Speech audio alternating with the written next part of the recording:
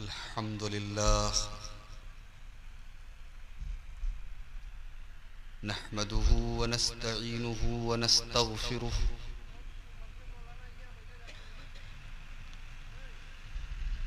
व नऊज़ु बिल्लाहि मिन शुरूरि अनफुसिना व मिन सय्यिआति अअमालिना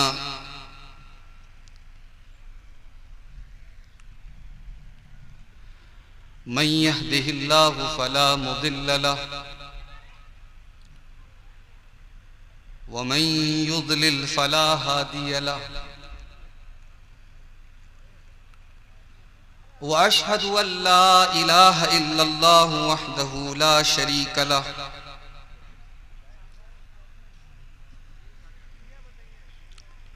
व अशहदु अन्न मुहम्मदन अब्दुहु व रसूलुहु या अय्युहल्लज़ीना आमनुत्तक़ुल्लाहा हक़्क़ तुक़ातिही व ला तमूतुन्न इल्ला व अंतुम मुस्लिमून या अय्युहन्नासुत्तक़ू रब्बकुमुल्लज़ी ख़लक़कुम मिन नफ्सिन वाहिदा व ख़लक़ मिन्हा ज़ौजहा व बत्थ मिन्हुमा रिजालन कसीरन व निसाअ वत्तक़ुल्लाहल्लज़ी तसाअलून बिही वल अरहाम इन्नल्लाहा कान अलैकुम रक़ीबा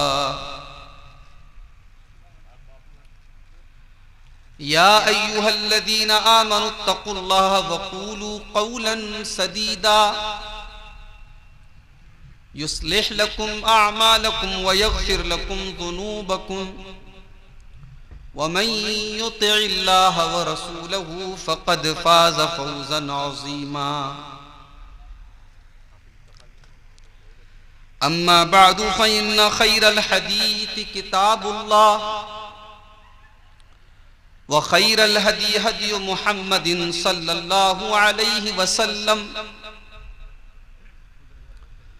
व शर्रल उमूरि मुहदसातुहा व कुल्ल मुहदसतिन बिदअह व कुल्ल बिदअतिन ज़लालह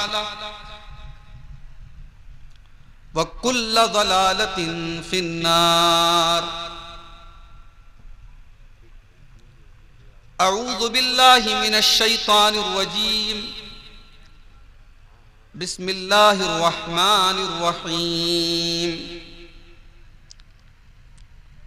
अल्लाहुल्लज़ी ख़लक़कुम मिन ज़अफ़िन थुम्मा जअल मिन बअदि ज़अफ़िन क़ुव्वतन थुम्मा जअल मिन बअदि क़ुव्वतिन ज़अफ़न व शैबा यख़्लुक़ु मा यशाअु व हुवल अलीमुल क़दीर।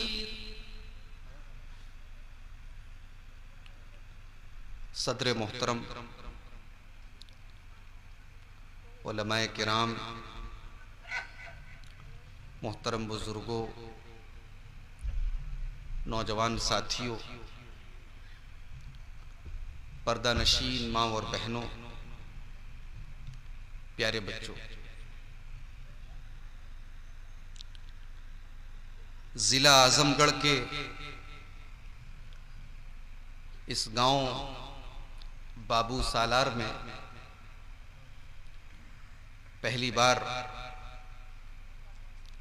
आपसे रूबरू होने का मौका मिल रहा है। यहाँ आने के बाद मुझे पता चला कि इस गांव में एक ज़माने से उलमा और खुतबा का आना जाना रहा है और यहाँ के लोगों के अंदर दीन की बातों को सुनने का बहुत अच्छा जज्बा अल्लाह ताला ने दिया है। आज का ये प्रोग्राम भी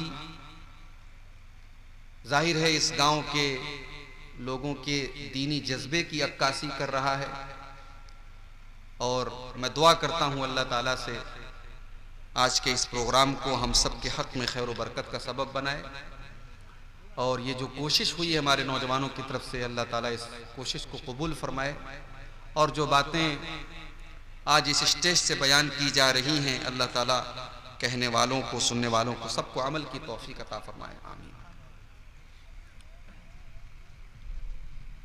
कुरान हकीम की एक आयत मैंने आपके सामने पढ़ी, सूरे रूम की आयत नंबर 54। इस आयत में अल्लाह ताला ने इंसानी जिंदगी के 3 मराहिल का जिक्र किया है। इंसान की जिंदगी में 3 स्टेज आते हैं, 3 दौर आते हैं।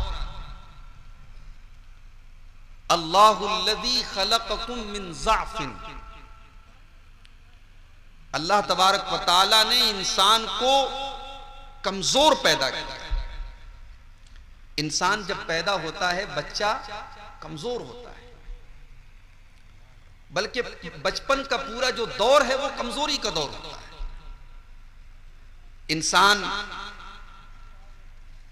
एक दौर तो वो होता है जब वो बोल भी नहीं पाता है। बच्चा जो होता है बोल भी नहीं पाता, उसे प्यास लगी है तब भी रोता है, उसे भूख लगी है तब भी रोता है, उसे बुखार है तब भी रोता है। उसके पास अपनी बात कहने का एक ही मीडियम होता है, वो रोता है। फिर धीरे धीरे वो बोलना शुरू करता है।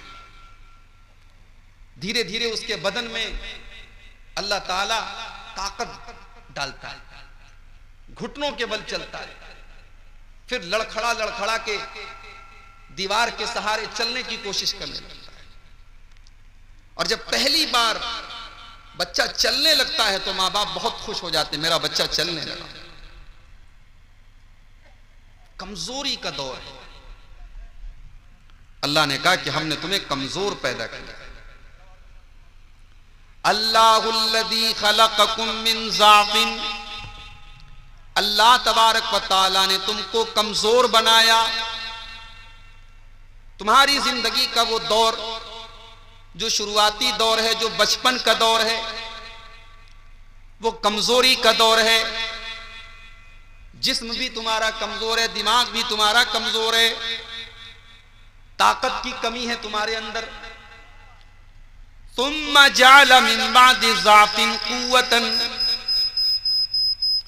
फिर अल्लाह ताला ने उस कमजोरी के बाद ताकत का दौर बनाया। बच्चे से इंसान जवान होने लगा, उसके बदन के अंदर ताकत आने लगी, उसका दिमाग भी मजबूत हो गया, उसके बाजुओं में ताकत आ गई। सुम्मा जअल मिन बादि ज़अफ़िन क़ुव्वतन, अल्लाह ताला फरमाता हमने तुमको कमजोर बनाया। माइक बहुत सीटी मार रहा है। माइक साहब, मैकमैन साहब कहाँ हैं? दोस्त ठीक कीजिए भाई। तो कमजोर बनाया और कमजोर के बाद ताकतवर बनाया। यानी जवानी की जो उम्र है वो ताकत की उम्र है, वो एनर्जी की उम्र है। सुम्मा जअल मिन बादि क़ुव्वतिन ज़अफ़न व शैबा, फिर हमने ताकत के बाद, हमने जवानी के बाद फिर से तुमको कमजोर बना दिया। फिर तुम्हारी जिंदगी में बुढ़ापा आ गया, फिर से तुम कमजोर हो गए।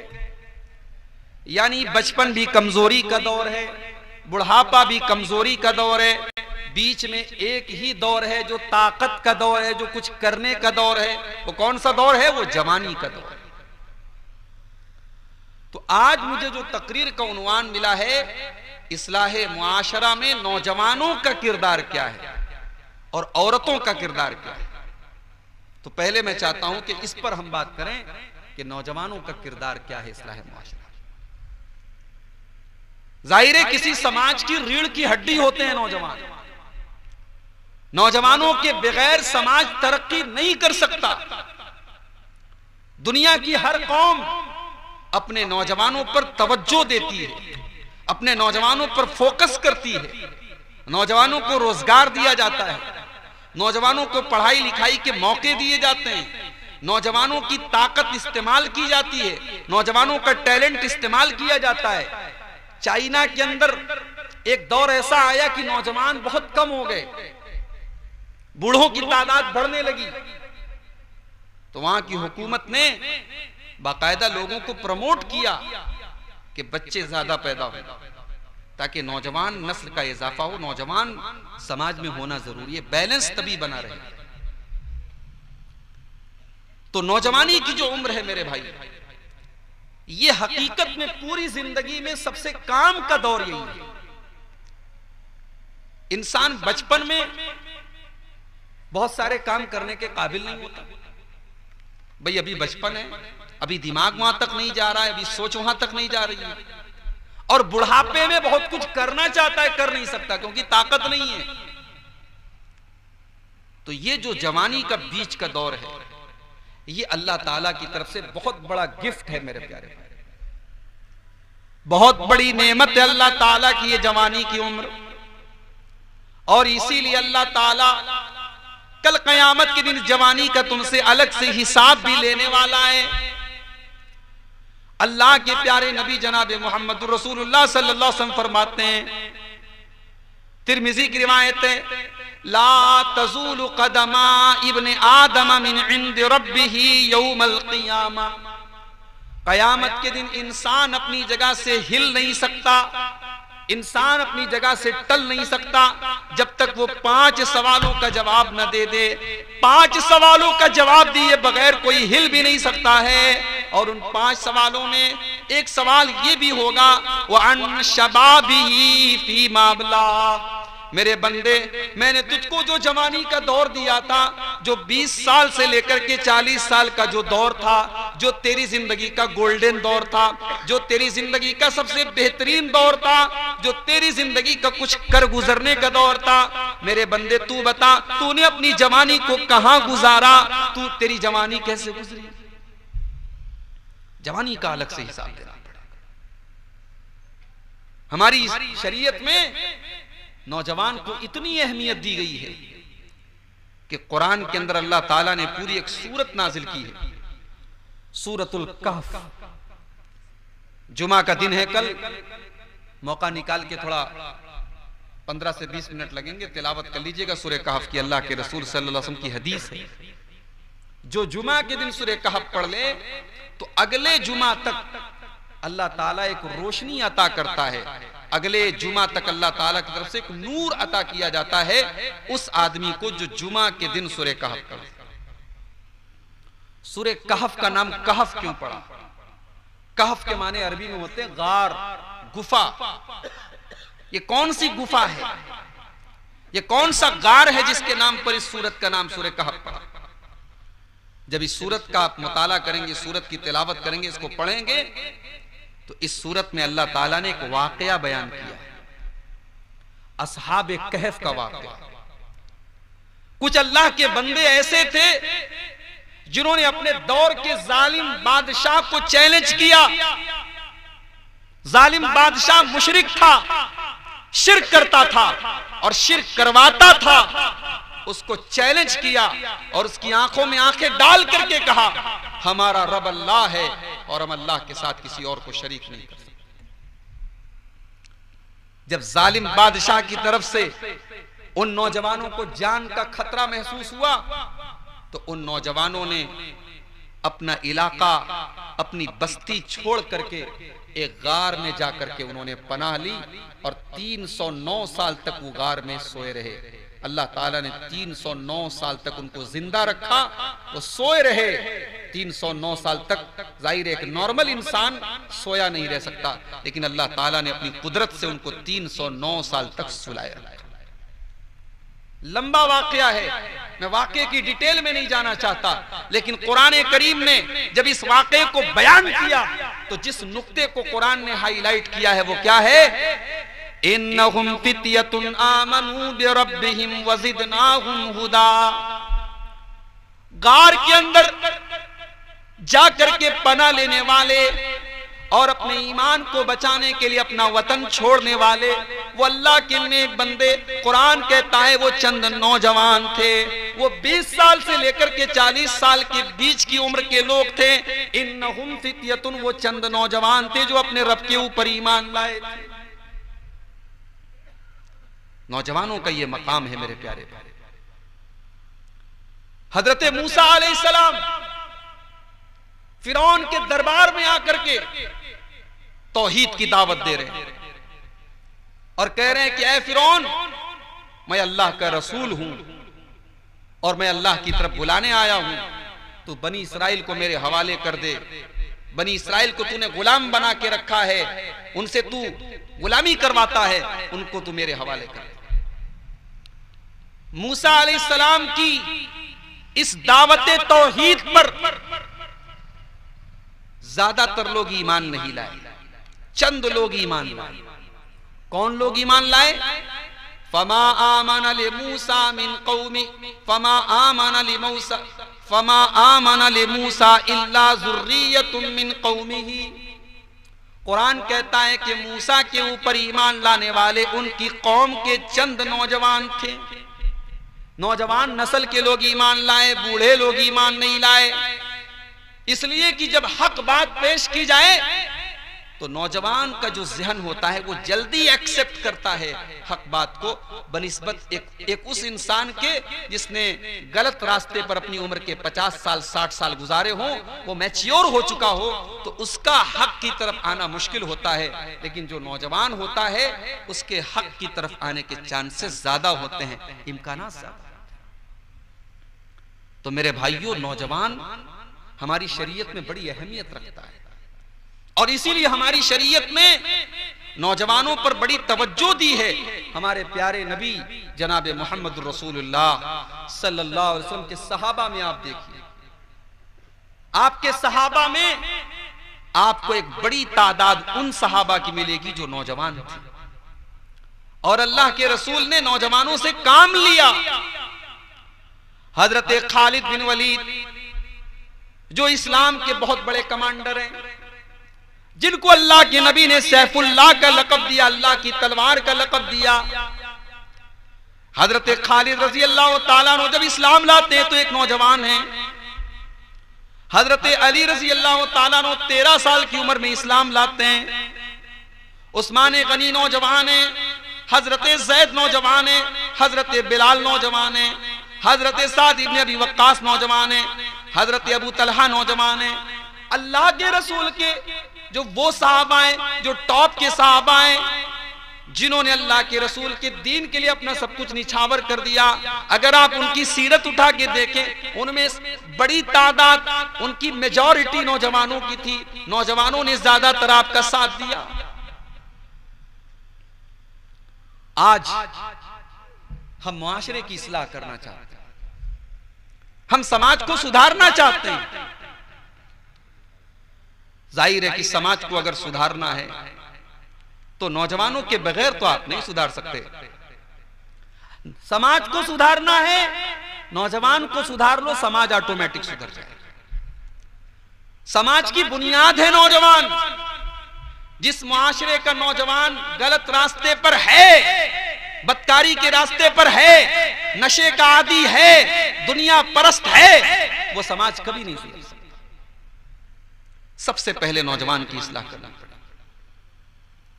और जब नौजवानों की इस्लाह की बात निकली है तो आइए नौजवानों में पाई जाने वाली चंद बड़ी बड़ी खराबियों की तरफ मैं इशारा कर दूं, जिससे हमारे नौजवानों की इस्लाह का होना बहुत जरूरी है।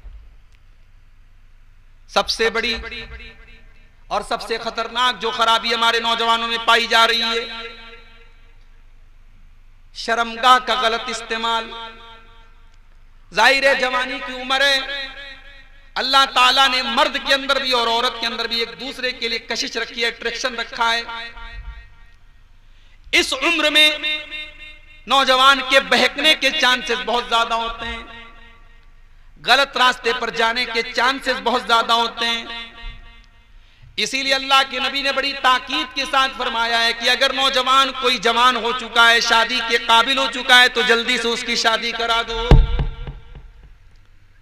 अल्लाह के प्यारे नबी फरमाते हैं, या माशर शबाब मन इस्तता मिनकुमुल बाता फल्यतज़व्वज फइन्नहु अग़ज़्ज़ु लिलबसरि व अहसनु लिलफर्ज। ऐ नौजवानों, जब तुम शादी के काबिल हो जाओ, शादी की उम्र को पहुंच जाओ और अपनी बीवी की जिम्मेदारी उठाने के काबिल हो जाओ, फल्यतज़व्वज, तो तुम शादी कर लो। आजमगढ़, बनारस, मऊ, ये 3 इलाके सटे हुए इलाके, और अंसारी बिरादरी की एक बड़ी तादाद इन तीनों इलाकों में बसती है। मुझे कहने दीजिए, आज बनारस हो, आजमगढ़ हो, मऊ हो, एक आम रुझान हम देखते हैं कि लड़के लड़कियों की शादी 25 साल 30 साल की उम्र में हो रही है। लड़कियों की तो फिर भी 20 से 25 के दरमियान हो रही है। लड़कों की शादी, कितने लड़कों को मैं जानता हूं 30-30 साल के हो गए, अभी वालिदैन रिश्ता तलाश कर रहे हैं। भाई माएं बेचारी वो हूर तलाश करती हैं बच्चों के, और ऐसी ऐसी वजह से रिश्ते रिजेक्ट होते हैं। अल्लाह की पनाह, लड़की बहुत अच्छी है मगर रंग थोड़ा सा दबा है, लड़की बहुत अच्छी, हाइट थोड़ी कम है, लड़की बहुत अच्छी है, दीनदार है, घर बहुत अच्छा नहीं, लड़की बहुत अच्छी है लेकिन सिर्फ इंटर पास है, हमको तो बीए चाहिए, हमारा लड़का एमए है, हमको बीए चाहिए। आज इस पर मेरे भाइयों हमें और आपको गौर करने की जरूरत है। समाज का यह हाल है कि कोई नौजवान लड़का और कोई नौजवान लड़की शायद ऐसी हो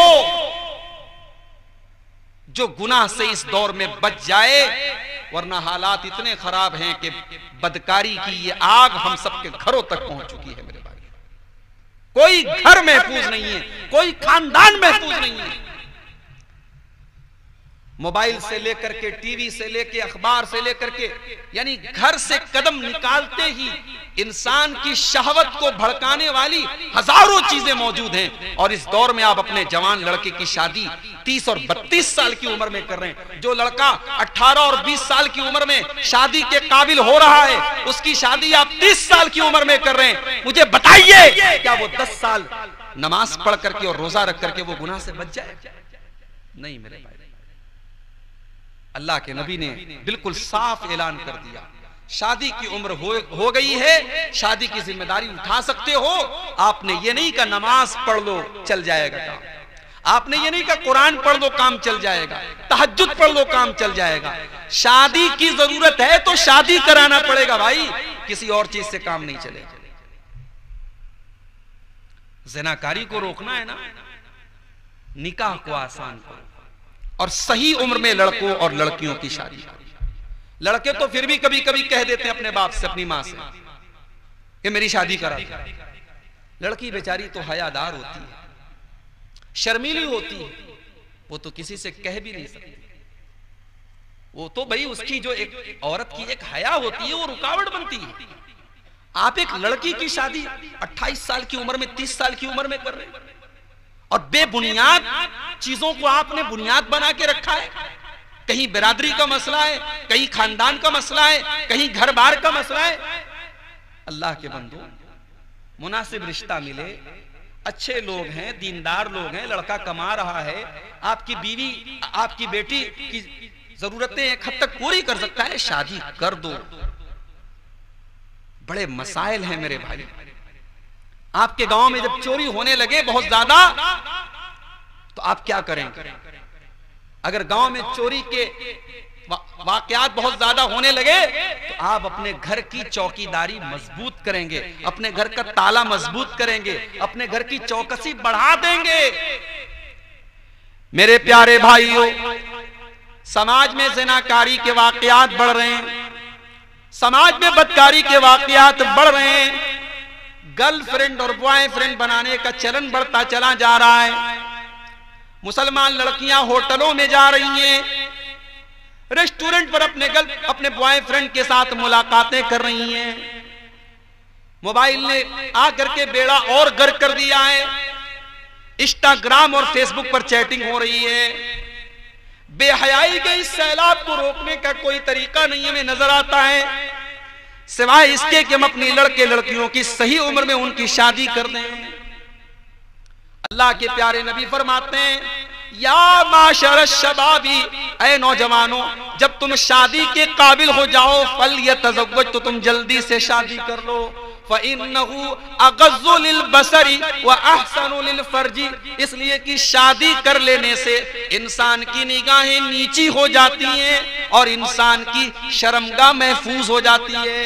शर्मगाह को महफूज रखना है और निगाहों को नीची रखना है तो सही वक्त पर शादी करा दो अपने लड़कों की, अपने लड़कियों की।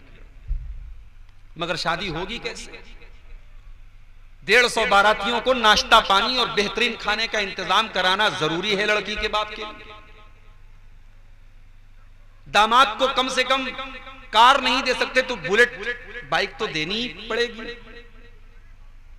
उसके जहेज के लिए, लड़की के जहेज के लिए कम से कम 4-5 लाख रुपए का इंतजाम तो करना ही पड़ेगा।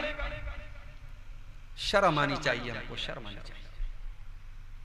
मस्जिदों में लोग आकर के अपील करवाते हैं, मौलवी साहब मेरी बेटी की शादी है, मैं मदद के लिए आया हूं, ऐलान कर दीजिए। हमारे उलमा बैठे हैं, कोई एक मिसाल ला के दे दो कि नबी के दौर में, सहाबा के दौर में कभी बेटी के बाप ने आकर के मस्जिदों में हाथ फैलाया हो। इस्लाम ने बेटी के बाप को हर किस्म के खर्चे से मुक्त रखा है मेरे भाई। उसकी यही कुर्बानी क्या कम है कि वो अपनी बेटी दे रहा है, जिसको पाला है, पोसा है, जवान किया है, जिसके नखरे उठाए हैं, जिसके शौक पूरे किए हैं, जिसके अरमान पूरे किए हैं। आज उस जवान बेटी को अल्लाह के नाम पर और अल्लाह के कलमे की बुनियाद पर आपके हवाले कर रहा है। और आप इतने बड़े बेगैरत हैं कि आप इस इंतजार में हैं कि वो बाइक दे तब आप बाइक चलाएंगे, वो मसेरी दे तब आप बिस्तर पे सोएंगे, वो फ्रिज दे तब आप ठंडा पानी पिएंगे। लात मारो ऐसी ऐसी बेगैरती को और लात मारो ऐसी खुदगर्जी को मेरे भाई। इस रस्म और रिवाज ने, इस जहेज ने, इस बारात ने, इस लड़की की शादी के मुश्किल होने ने आज समाज को वहां लाके खड़ा कर दिया है जहां हम तसव्वुर नहीं कर सकते, सोच नहीं सकते। अल्लाह के प्यारे नबी फरमाते हैं, इज़ा खतब इलैकुम मिम्मन तरदौन दीनहु व खुल्क़हु फज़व्विजू, जब तुम्हारे लड़का या लड़की के लिए कोई अच्छा रिश्ता मिल जाए, दीनदार रिश्ता मिल जाए तो जल्दी से शादी कर दो। इल्ला तफअलू, अगर तुम ऐसा नहीं करोगे, तकुन फितनतुन फिल अर्दी व फसादुन कबीर, तो जमीन के अंदर बहुत बड़ा फितना फैल जाएगा, बहुत बड़ा फसाद फैल जाएगा। फसाद फैल चुका है। अब तो डर लगता है कि कोई नकाब वाली लड़की किसी के साथ बाइक पर जा रही है तो बाइक चलाने वाला, वो स्कूटर चलाने वाला, वो अपना कोई मुसलमान है या कोई गैर मुस्लिम है, डर लगता है। आज हमारी लड़कियां गैरों के साथ फरार हो रही। सड़कों और चौराहे पर आज नकाब और पर्दे की इज्जत और उसकी इस्मत का भी जनाजा निकल चुका है। एक दौर था कि जब कोई लड़की पर्दे में निकलती थी तो ये गारंटी दी जाती थी, भाई ये शरीफ घर की लड़की है, ये कोई गलत काम नहीं करेगी। लेकिन अब नकाब में कौन सी लड़की कहां क्या कर दे, कोई गारंटी नहीं है मेरे प्यारे भाई। तो ज़िनाकारी और बदकारी ये सबसे बड़ा हमारे नौजवानों के अंदर पाई जाने वाली सबसे बड़ी बुराई इस वक्त पनप रही है। और इसका इलाज मुझे तो इसके अलावा कुछ नजर नहीं आता कि हम निकाह को आसान बनाएं। अल्लाह के प्यारे नबी फरमाते हैं, अबू दाऊद की रिवायत है, खैरुन निकाह ऐसरुहु, सबसे बेहतरीन निकाह वो है जो सबसे आसान हो। सबसे बेहतरीन निकाह, भाई नबी कह रहे हैं ना, हमारे नबी से बढ़कर के सच्ची बात किसकी है? अपने निकाह को आसान कर दो। अल्लाह के रसूल कह रहे बेहतरीन निकाह बन जाएगा, और जब नबी कह दे बेहतरीन निकाह बन जाएगा, इसका मतलब कि उस निकाह में अल्लाह बरकत डाल देगा। उसमें फिर तलाक नहीं होगा, उसमें फिर मियाँ बीवी का झगड़ा नहीं होगा, फिर उसमें औलाद भी जो पैदा होगी नेक औलाद पैदा होगी, उससे जो खानदान बनेगा नेक खानदान बनेगा। अरे भाई जब बुनियाद ही गलत है तो बुनियाद के ऊपर इमारत तो सब ऑटोमेटिक गलत होती चली जाएगी ना। बुनियाद है, निकाह तो बुनियाद है। अल्लाह के नबी फरमा रहे हैं निकाह आसान करो, वो सबसे बेहतरीन निकाह है। दूसरी खराबी जो हमारे नौजवानों में पाई जा रही है, नशे का रुझान बढ़ रहा है। एक दौर था मुसलमानों के गांव में, मुसलमानों की बस्तियों में शराब की दुकानें नहीं मिलती थी। मुझे अपने बचपन में मैंने कभी नहीं देखा कि हमारे बनारस में वो इलाके जो मुस्लिम इलाके, मुस्लिम मेजॉरिटी वाले इलाके, वहां शराब की दुकानें नहीं होती थी। अब मिल जाती हैं दुकानें, अब खुल रही हैं, और वहां से मुसलमान शराब पी रहा है, ले रहा है। भाई मुसलमान को यह बताने की जरूरत नहीं है कि यह शराब तेरे लिए हराम है, इसलिए कि मुसलमान जिस कुरान के ऊपर ईमान रखता है वो कुरान 1400 साल पहले ही ये ऐलान कर चुका है, इन्नमल खम्रु वल मैसिरु वल अंसाबु वल अज़लामु रिज्सुम मिन अमलिश शैतान। ऐ ईमान वालों, ये शराब और जुआ ये गंदी चीजें हैं, ये शैतान का काम है। फजतनिबूहु लअल्लकुम तुफ्लिहून, इनसे बचो तभी तुम कामयाब हो सकते हो। इन्नमा युरीदु शैतानु अन यूक़िया बैनकुमुल अदावत वल बग़ज़ा फिल खम्रि वल मैसिर। शैतान तो यही चाहता है तुम शराब पी करके नशे में मस्त हो जाओ और तुम जुआ खेलने के चक्कर में इतने पागल हो जाओ कि एक दूसरे से तुम नफरत करने लगो, एक दूसरे से तुम लड़ाई करने लगो, एक दूसरे का मर्डर करने लगो। आज भी गवर्नमेंट ऑफ इंडिया की रिपोर्ट कहती है कि सड़क पर होने वाले ज्यादातर हादसे, ज्यादातर एक्सीडेंट नशे की वजह से होते हैं। आज ये हादसे बंद हो जाएं अगर नशा बंद कर दिया जाए, अगर नशे पर पाबंदी लगा दी जाए तो हादसे बंद हो जाए। बिहार में नीतीश कुमार ने शराब पर पाबंदी लगाई, हमें बड़ी खुशी हुई। मैंने दिल्ली में जमात अहले हदीस का प्रोग्राम था, मैंने वहां तारीफ की कि बिहार गवर्नमेंट ने बड़ा अच्छा काम किया। बाद में बिहार गया तो लोगों ने बताया, मौलवी साहब जब से शराब पे पाबंदी लगी है तब से और ज्यादा शराब बिक रही है, अब पीछे से बिक रही है। नशे का आज रुझान हमारे नौजवानों में बहुत तेजी से बढ़ रहा है। और जब नशे की बात आई है तो मैं ये बता दूं कि नशे का मतलब सिर्फ शराब नहीं है, नशे का मतलब सिर्फ बियर नहीं है। हर वो चीज नशा है जो आपके दिमाग को कंट्रोल में न रखे, जो आपकी अक्ल में फतूर डाले, चाहे वो गुटखा हो, चाहे वो खैनी हो, चाहे वो तंबाकू हो। हर वो चीज जो ज्यादा मिकदार में इस्तेमाल करने से आपको नशा महसूस होता है, वो कम मिकदार में इस्तेमाल करना भी आपके लिए जायज नहीं है। अल्लाह के प्यारे नबी सल्लल्लाहु अलैहि वसल्लम फरमाते हैं, मा अस्कर कसीरुहु फकलीलुहु हराम। जो चीज ज्यादा मिकदार में खाने से नशा पैदा होता है वो थोड़ी सी मिकदार में खाना भी हराम।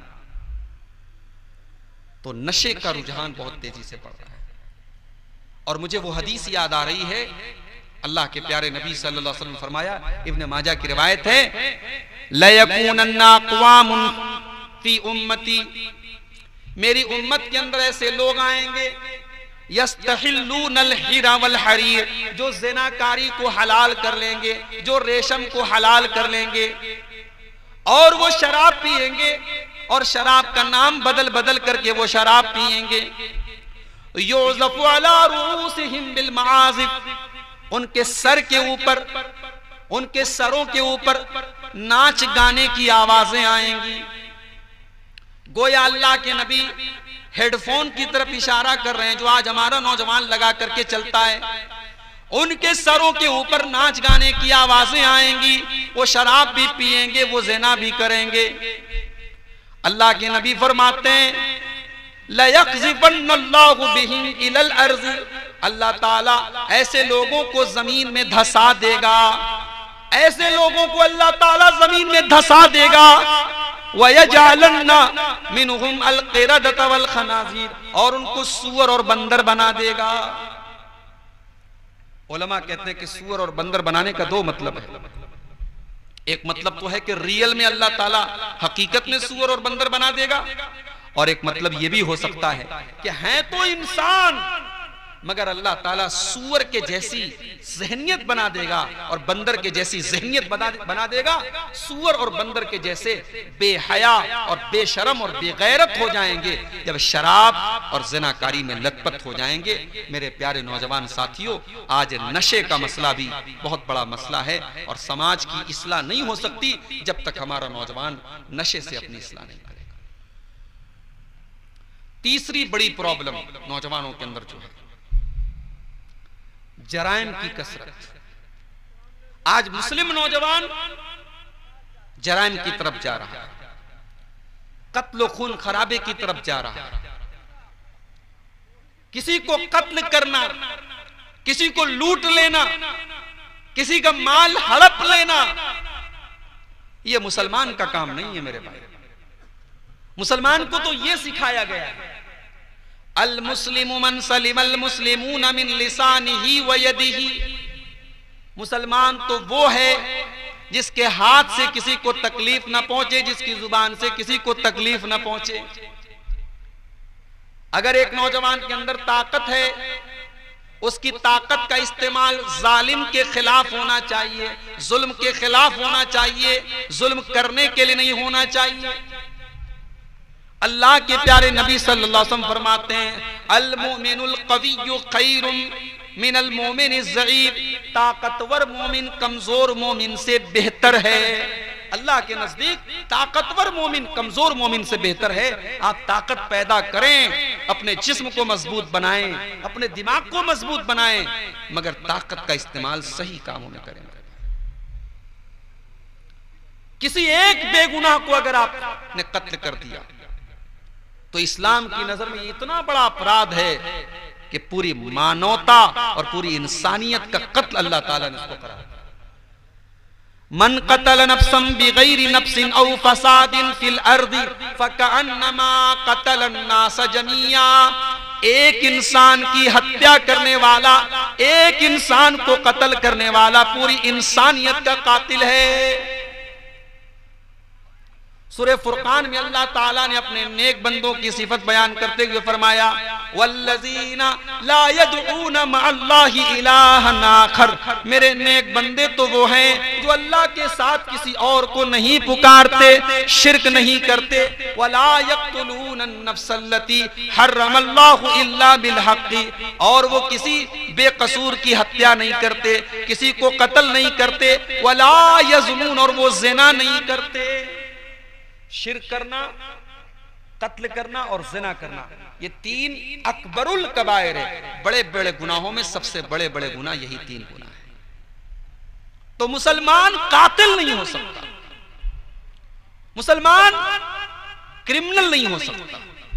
जराइम की दुनिया में अगर आज हमारा नौजवान जा रहा है, वो ये बात याद रखे कि वो इस्लाम के खिलाफ जा रहा है, वो कुरान सुन्नत के अगेंस्ट जा रहा है, उसके उलट जा रहा है। चौथी प्रॉब्लम हमारे नौजवानों की, दुनिया परस्त हो रहा है हमारा नौजवान। कैरियर बनाना है, पढ़ाई करने के बाद एक बहुत बड़ा सवाल आता है, कैरियर बनाना है। अरे बनाओ ना भाई कैरियर। इस्लाम कैरियर बनाने से थोड़ी मना करता है।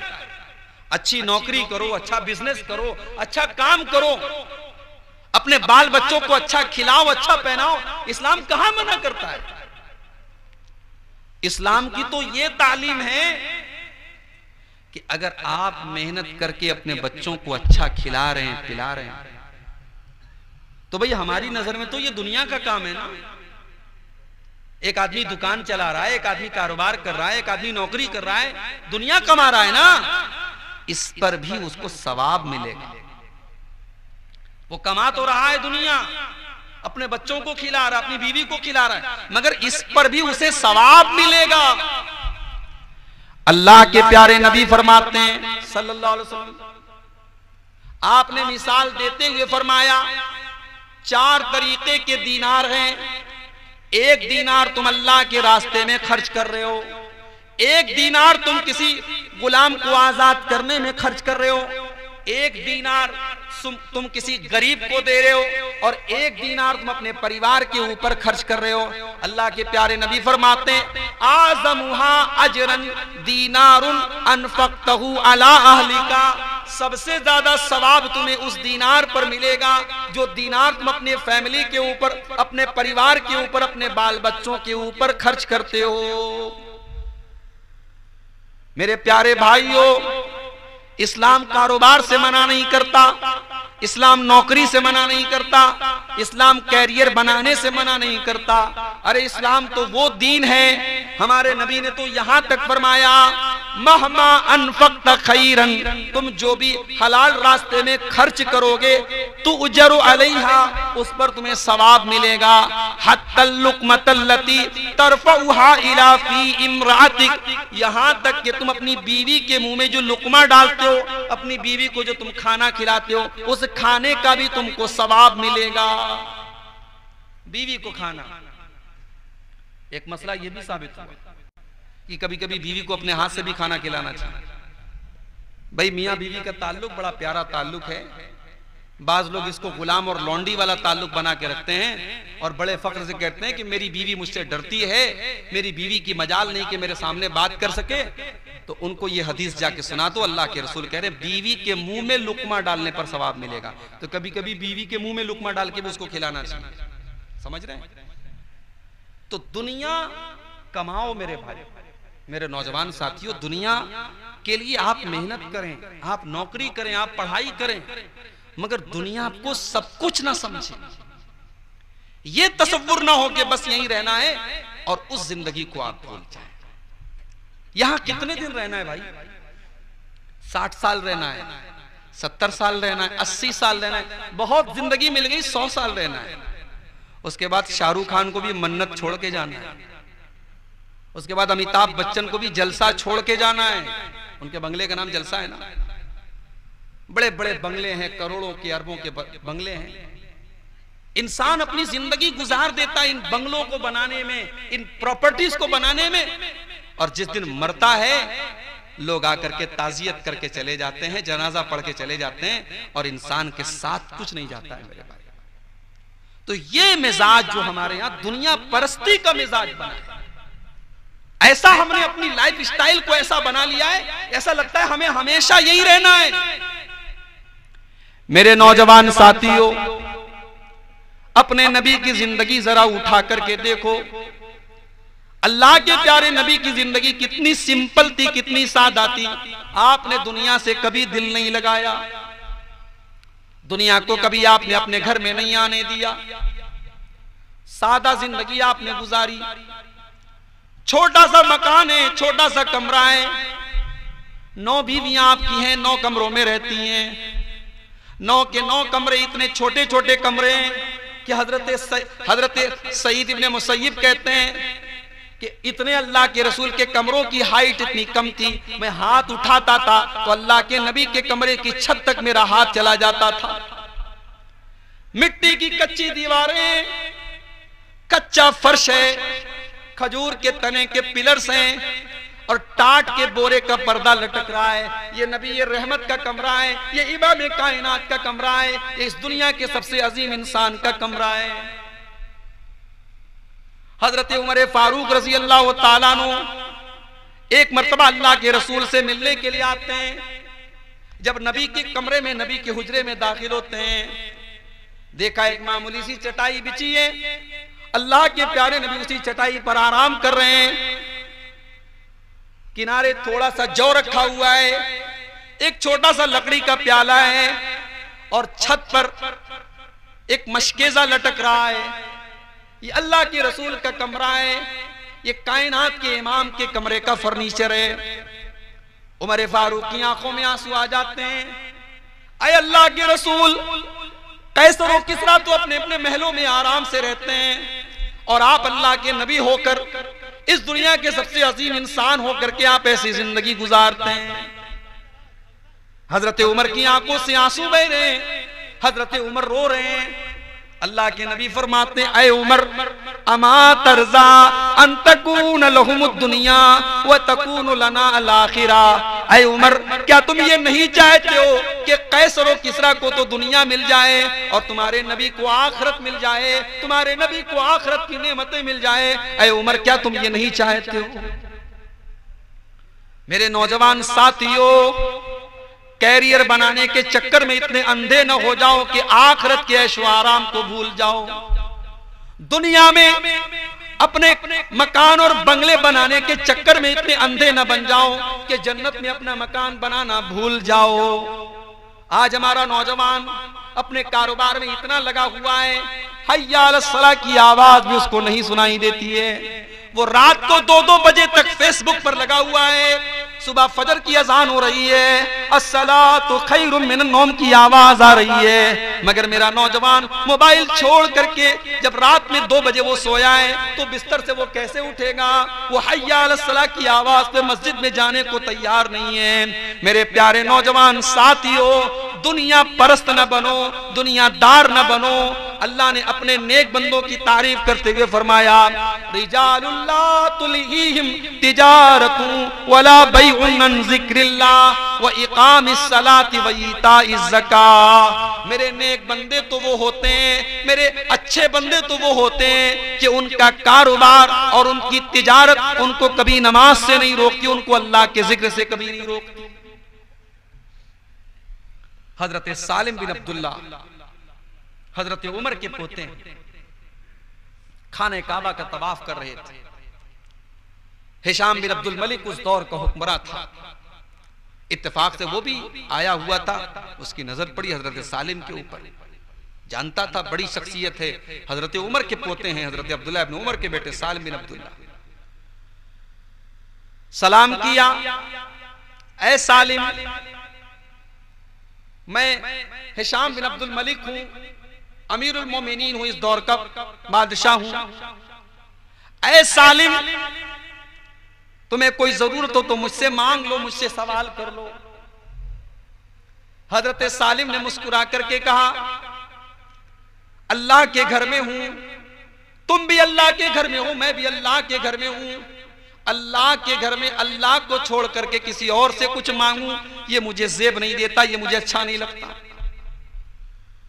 इतना कहकर के हजरत सालिम तवाफ करने लगे। हिशाम बिन अब्दुल मलिक भी तवाफ करने लगा। तवाफ करने के बाद 2 रकात नमाज भी हजरत सालिम ने पढ़ ली। फिर मस्जिद हराम से निकले, हरम से बाहर निकले। हिशाम ने फिर हाथ पकड़ा, ऐ सालिम, आप एक बड़ी शख्सियत है मुसलमानों की, सहाबी रसूल के बेटे, हजरत उमर के पोते हैं। ऐ सालिम, अब तो आप बैतुल्लाह से निकल चुके हैं, अब तो आप मस्जिद हराम से निकल चुके हैं, अब तो मेरी गुजारिश मान लीजिए, कुछ मांगना हो तो मांग लीजिए, कोई चीज की जरूरत हो तो मुझसे तलब कर लीजिए। हजरत सालिम ने कहा, अच्छा ये बताओ मैं तुमसे क्या मांगूं, दुनिया का सवाल करूं या आखिरत का सवाल करूं? कहा कि ऐ सालिम, आखिरत की कोई चीज देना तो मेरे कंट्रोल में नहीं है, मेरी ताकत में नहीं है, मैं तो दुनिया की ही कोई चीज आपको दे सकता हूं। दुनिया में कोई चीज की जरूरत हो तो आप मुझसे मांग लें। हजरत सालिम ने बड़ा प्यारा जवाब दिया, फरमाया, मा सअलतु दुनिया मिम्मन यमलिकुहा फकैफ असअलुहा मिम्मन ला यमलिकुहा। ऐ हिशाम, ऐ अमीरुल मोमिनीन, ऐ वक्त के खलीफा, ऐ वक्त के बादशाह, मैंने तो दुनिया उससे भी नहीं मांगी जो दुनिया का मालिक है। मैंने तो अल्लाह के सामने भी हाथ फैला करके कभी दुनिया का कोई सवाल नहीं किया, तो मैं तुझसे क्या दुनिया मांगूंगा? तू तो दुनिया का मालिक भी नहीं है। जो दुनिया का मालिक है मैंने तो उससे भी दुनिया नहीं मांगी, मैं तुझसे क्यों दुनिया मांगू? ये हमारे असलाफ थे मेरे भाई। आज हमारे नौजवानों की जिंदगी खाओ पियो एंजॉय करो, जो जी चाहे वो करो, जहां जी चाहे जाओ, नजर का जैसे चाहे वैसे इस्तेमाल करो। नहीं मेरे भाई, एक ताकत है जो हमें कैप्चर कर लेगी, एक ताकत है जो सब कुछ रिकॉर्ड कर रही है, एक ताकत है जिसे हमें हिसाब देना है। उस अल्लाह का अपने अंदर हम डर पैदा करें, उस अल्लाह का खौफ पैदा करें। और पांचवी जो चीज हमारे नौजवानों में बहुत ज्यादा पाई जा रही है, ख्वाहिशात के पीछे भाग रहे हैं, इच्छाओं के पीछे भाग रहे हैं। जो मन में आ रहा है वो कर रहे हैं, जो दिल में आ रहा है वो कर रहे हैं। याद रखो मेरे नौजवान भाइयों, ख्वाहिशात की अंधाधुंध पैरवी करना ये मुसलमान का काम नहीं है। अल्लाह के प्यारे नबी फरमाते हैं, हुफ़्फ़तिल जन्नतु बिल मकारिह व हुफ़्फ़तिन नारु बिश्शहवात। अल्लाह ताला ने जन्नत को घेर दिया है नापसंदीदा चीजों से, और जहन्नम को घेर दिया है अल्लाह ताला ने पसंदीदा चीजों से। जो चीजें आपको पसंद हैं, जो चीजें आपके दिल को पसंद हैं, अल्लाह ताला ने जहन्नम को उन चीजों से घेर दिया है। भाई शराब है, ज़िनाकारी है, हराम चीजें हैं, इंसान का दिल खिंचता है, अट्रैक्शन है इन सब चीजों में। लेकिन इन्हीं चीजों से अपने आप को कंट्रोल करना, इसी का नाम तकवा है। अगर आप अपनी ख्वाहिशात के पीछे भागे, अपनी इच्छाओं के पीछे भागे, जो मन में आया वो करेंगे, तो समझ जाओ आप जहन्नम का रास्ता तय कर रहे हैं। और अगर ख्वाहिशात को कंट्रोल किया, अपने नफ्स को कुर्बान किया, तब आप जन्नत के रास्ते को तय करेंगे। अल्लाह के नबी फरमाते हैं, जन्नत को अल्लाह ताला ने नापसंदीदा चीजों से और जहन्नम को पसंदीदा चीजों से घेर दिया। तो ये पांच बड़ी बड़ी प्रॉब्लम है, पांच बड़े बड़े मसाइल हैं। इनको जब तक हम हल नहीं करेंगे, नौजवानों के अंदर से ये पांच चीजें दूर नहीं होंगी, तब तक समाज की इस्लाह नहीं हो सकती। अब मैं आता हूं अपने तकरीर के दूसरे हिस्से की तरफ। हमारी माएं बहनें भी आई हुई हैं। औरतों का क्या किरदार है समाज में? भाई औरत वो चीज है, अल्लाह के नबी ने इसे दुनिया की सबसे बड़ी दौलत करार दिया।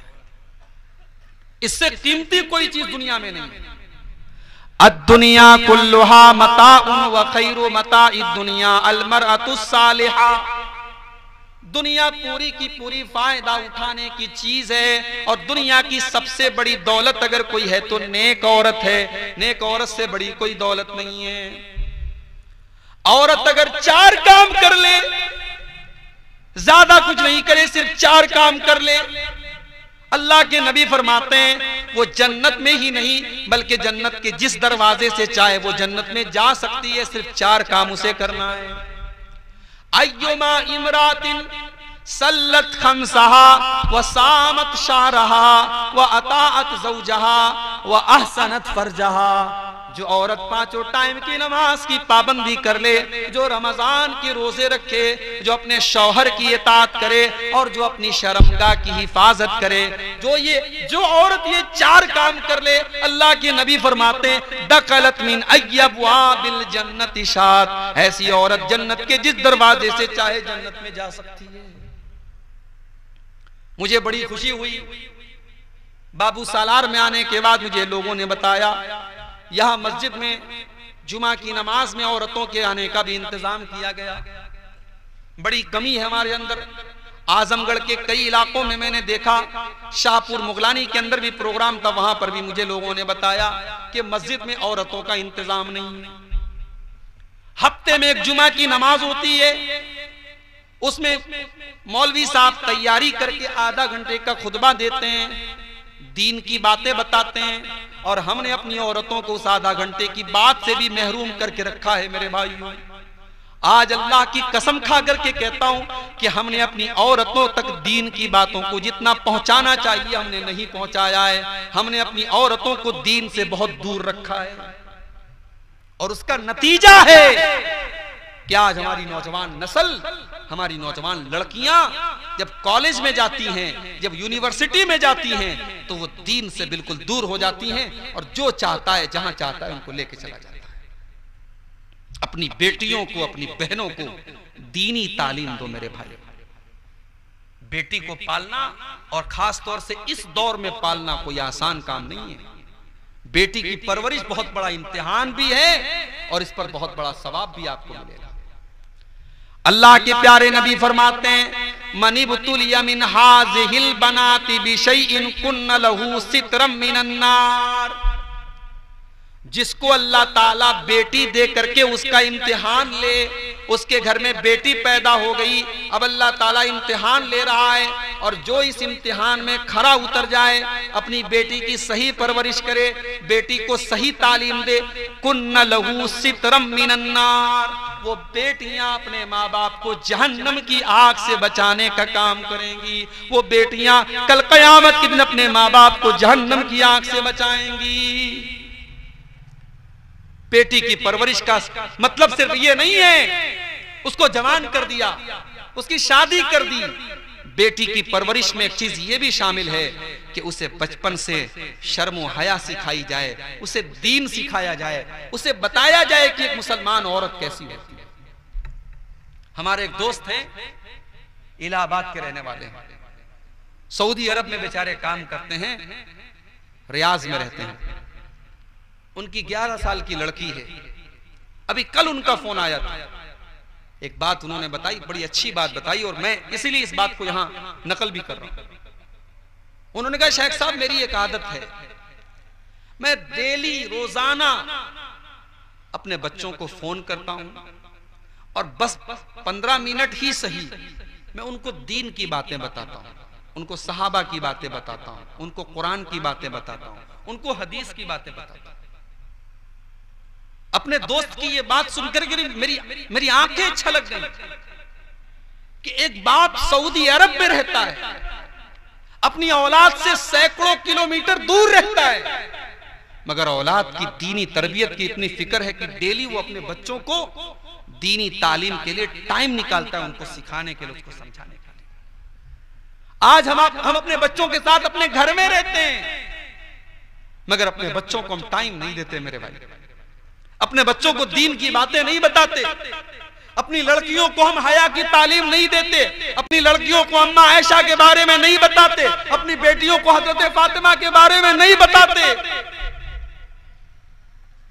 औलाद के ऊपर हम इतना खर्च करते हैं, इतनी मेहनत करते हैं।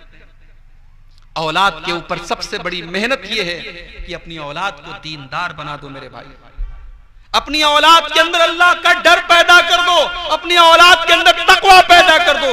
इससे बड़ा औलाद के ऊपर, इससे बड़ा इन्वेस्टमेंट कोई नहीं। अगर आपने अपनी औलाद को कोई दुआ सिखा दी, आप तो दुनिया से चले जाएंगे, आपकी औलाद जब तक जिंदा है और जब तक उस दुआ को पढ़ती रहेगी, आपको सवाब उसका मिलता रहेगा। आपने बचपन में अपने बच्चे को वजू बनाने का तरीका सिखा दिया, आपने अपनी बच्ची को नमाज पढ़ने का तरीका सिखा दिया, जब तक वो बच्चा वजू कर रहा है, वो बुढ़ा भी हो जाएगा, 70 साल का हो जाएगा, उसका सवाब उसके माँ बाप को मिलता रहेगा। जब तक वो बच्ची नमाज पढ़ती रहेगी, उसके माँ बाप को उसका सवाब मिलता रहेगा। मेरे प्यारे भाइयों, आज समाज के न सुधरने की एक वजह यह भी है कि आज हमारी माओ बहनों ने अपनी जिम्मेदारी को भुला दिया है। उन्होंने ये समझा हमारा काम तो खाना पकाना है, हमारा काम तो झाड़ू पोछा लगाना है, हमारा काम तो घर को देखना है। नहीं नहीं, आपका काम तो घर के माहौल को दीनदार बनाना है, आपका काम तो घर के अंदर कुरान और सुन्नत की रोशनी को चमकाना है, आपका काम तो एक अच्छे बेटे को जन्म देना है, एक अच्छी बेटी को जन्म देना है, एक अच्छे समाज को बनाना है। जिम्मेदारी भूल गई हमारी माँ।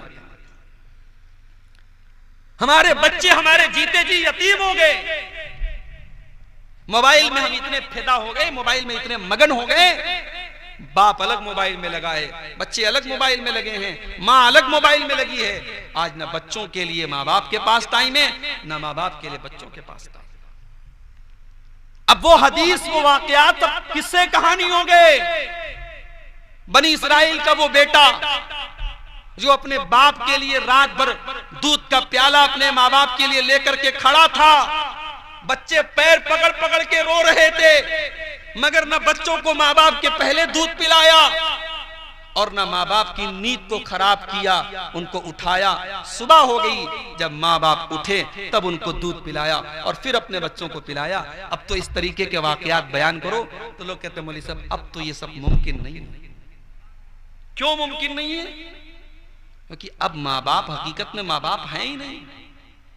माँ बाप जिंदा रह करके अपने बच्चों को यतीम बना रहे हैं, बच्चे यतीम हो चुके हैं। इसीलिए अरबी का एक शायर कहता है, लैसल यतीमु मन इंतहा अबवाहु मिन हम्मिल हयाती व खल्लफाहु जलीला। यतीम वो नहीं है, यतीम वो बच्चा नहीं है जिसके माँ बाप उसको छोड़ करके चले गए हों। इन्नल यतीमा वल्लज़ी तल्का लहू उम्मन तखल्लत औ अबन मशगूला। अरे यतीम तो वो बच्चा है जिसकी माँ के पास उसके लिए टाइम नहीं है, जिसके बाप के पास उसके लिए टाइम नहीं है। मेरे प्यारे भाइयों, समाज की इस्लाह करनी है तो अपने बच्चों को जहन्नम की आग से बचाने का इंतजाम करो, अपने परिवार को जहन्नम की आग से बचाने का इंतजाम करो। मुसलमान घरों में आज कैसे कपड़े पहने जा रहे हैं, मुसलमान लड़कियां आज कैसे कपड़े पहन रही हैं। आस्तीन पूरी नजर आ रही है, पूरी पीठ नजर आ रही है, आधा से ज्यादा पैर नजर आ रहा है। ये मुसलमान औरत का लिबास है। अरे मुसलमान औरत को तो दुपट्टा भी रखने का तरीका अल्लाह ने कुरान में बताया है। मुसलमान औरत का दुपट्टा कंधे पर नहीं होना चाहिए, मुसलमान औरत का दुपट्टा उसके गरेबान पर होना चाहिए। अल्लाह ने फरमाया सूरे नूर के अंदर, वल यज़रिबना बिखुमुरिहिन्ना अला जुयूबिहिन्ना। ऐ मुसलमान औरतों, तुम अपने दुपट्टे को अपने गरेबान पे रखो। बाप के सामने, भाई के सामने, बेटे के सामने भी अपना दुपट्टा अपने गरेबान पे रखो। अल्लाह के नबी ने तो यहां तक फरमाया कि औरत कभी ऐसा कपड़ा न पहने जिससे उसकी हड्डियां नजर आए। एक मर्तबा अल्लाह के रसूल के पास एक कपड़ा आया, बड़ा बारीक कपड़ा था, बड़ा पतला कपड़ा था। अल्लाह के नबी ने वो कपड़ा हजरत ओसामा को दे दिया। हजरत ओसामा रजी अल्लाह तआला अन्हु ने अपनी बीवी को कपड़ा दे दिया। अल्लाह के नबी ने हजरत ओसामा से पूछा, ओसामा वो कपड़ा मैंने दिया था क्या हुआ? कहा या रसूल अल्लाह, मैंने अपनी बीवी को दे दिया। तो आपने फरमाया कि ऐ ओसामा, अपनी बीवी से कहो कि उस कपड़े के नीचे इनर लगा ले, अस्तर लगा ले, क्योंकि मुसलमान औरत के लिए जायज नहीं है कि वो ऐसा कपड़ा पहने जिससे उसकी हड्डियां नजर आए, उसकी हड्डियों की शेप नजर आए। आज मुसलमान लड़कियां ऐसे कपड़े पहन रही हैं जिससे उनका पूरा बदन, इतना टाइट कपड़ा है या इतना बारीक कपड़ा है कि पूरा बदन नजर आ रहा है। और ये गैर मुस्लिमों की बात नहीं कर रहा हूं, मुसलमान घरों में इस तरीके का कपड़ा पहना जा रहा है। जाहिर है वो कपड़ा कौन लाके दे रहा है? बाप लाके दे रहा है, भाई लाके दे रहा है, शौहर लाके दे रहा है। और ये बेगैरत होने की निशानी है मेरे प्यारे भाइयों। अल्लाह के नबी फरमाते हैं, कयामत के दिन 3 लोगों की तरफ अल्लाह ताला बात भी नहीं करेगा, उनको देखेगा भी नहीं और उनको माफ भी नहीं करेगा। उन 3 लोगों में से एक आदमी अद्दयूस, वो आदमी होगा जो बेगैरत हो, जो अपने घर में बेगैरती को बर्दाश्त करता है। तो औरतों को शर्म और हया अपने अंदर पैदा करनी पड़ेगी। और एक आखिरी चीज बयान करके बात खत्म करता हूं, क्योंकि मुझे भी बहुत लंबे सफर पे जाना है, 3-3.5 घंटे का सफर है और कल जुमा का दिन भी है। औरतों की इस्लाह अगर हमें करनी है मेरे भाई, मैं अपनी माँ बहनों से एक आखिरी बात कह करके बात खत्म करूंगा कि आज हमारी माँ बहनों की सारी तवज्जो जो होती है वो जाहिर पर होती है, जाहिरी खूबसूरती पर होती है। मेरी अलमारी में 20 कपड़ा हो जाए, मेरे पास बेहतरीन मेकअप वाली क्रीम और मेकअप के आइटम हो जाएं, मैं अच्छी लगूं, मैं खूबसूरत लगूं, मैं स्मार्ट लगूं, ये आज एक औरत की सोच होती है। और ये सोच एक हद तक नेचुरल भी है। अल्लाह ताला ने औरत को ऐसा बनाया है कि औरत को बनना, संवरना, मेकअप करना, जेवरात पहनना, ये औरत की फितरत में शामिल है। मगर मैं एक बात अपनी माँ बहनों से कहना चाहता हूं कि ये जो खूबसूरत चेहरा है, ये कहां तक आपका साथ देगा। बॉलीवुड में काम करने वाली हीरोइनें, उनका भी फिल्मी कैरियर 4 से 5 साल से ज्यादा नहीं चलता, उसके बाद उनकी भी जिंदगी खत्म हो जाती है। और जिस खूबसूरती के बल पे वो स्टार बनती हैं, वो खूबसूरती खत्म हो जाती है। तो मेरी माँ और बहनों, इस खूबसूरती के बजाय इस खूबसूरती पर मेहनत करो, इस दिल को खूबसूरत बनाओ, इस दिल के अंदर अल्लाह का डर पैदा करो। और दिल को खूबसूरत बनाने के लिए फेयर एंड लवली की जरूरत नहीं पड़ेगी। इसके लिए फेस वॉश की जरूरत नहीं पड़ेगी, इसके लिए आपको किसी क्रीम और पाउडर की जरूरत नहीं पड़ेगी। दिल को खूबसूरत बनाने के लिए आपको इस्लाम पर चलने की जरूरत पड़ेगी, नमाज की पाबंदी की जरूरत पड़ेगी, अपने आप को दीनदार और हयादार बनाने की जरूरत पड़ेगी, अपनी शर्मगाह की हिफाजत करने की जरूरत पड़ेगी। आज कितनी लड़कियां ऐसी हैं, कितनी औरतें ऐसी हैं, कपड़ा उनका बहुत खूबसूरत है, चेहरा उनका बहुत खूबसूरत है, बहुत गोरी है, बहुत स्मार्ट है, बहुत हैंडसम है, मगर कैरेक्टर और किरदार उनका खराब है। उसके मुकाबले में एक दूसरी औरत है जो बहुत खूबसूरत तो नहीं है, बहुत गोरी चट्टी तो नहीं है, बहुत अच्छे कपड़े पहनने वाली तो नहीं है, मगर वो नेक है, वो दीनदार है, वो नमाजी है, वो शरीयत की पाबंद है। मेरी प्यारी माँ बहनों, उस खूबसूरत लड़की, उस खूबसूरत औरत के मुकाबले में वो बदसूरत लड़की अच्छी है, अगर उसके अंदर ईमान है, उसके अंदर तकवा है। अल्लाह के रसूल के पास एक औरत आई, सुन लीजिए वाकया, ये वाकया सुना के बाद खत्म कर रहा हूं। एक औरत आती है, काली कलूटी औरत,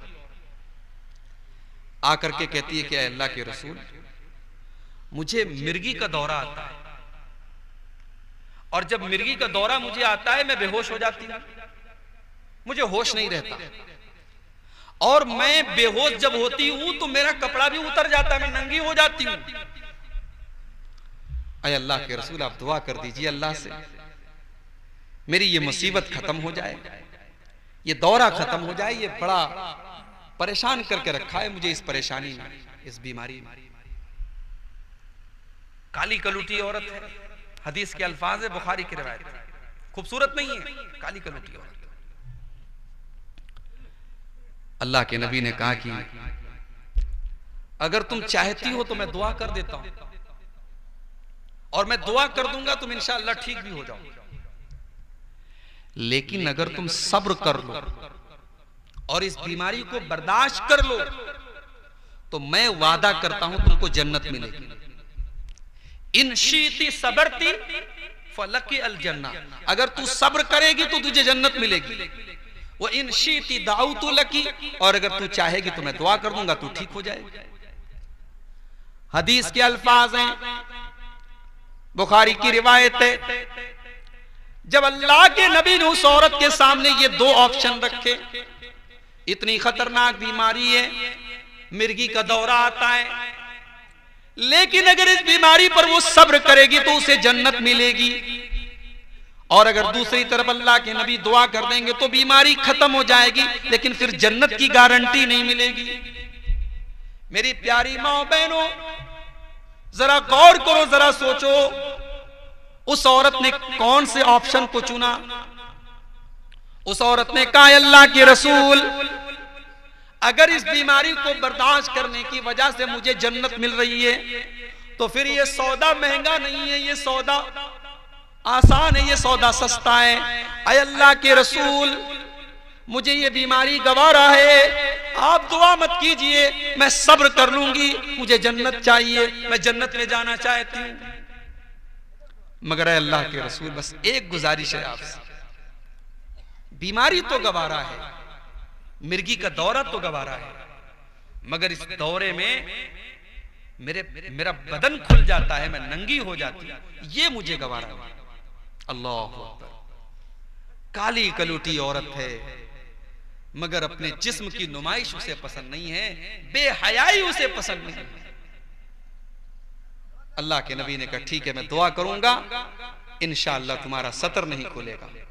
नबी ने दुआ कर दी, औरत चली गई। सहाबा कहते हैं, किसी को जन्नती औरत देखना हो तो इस औरत को देखो।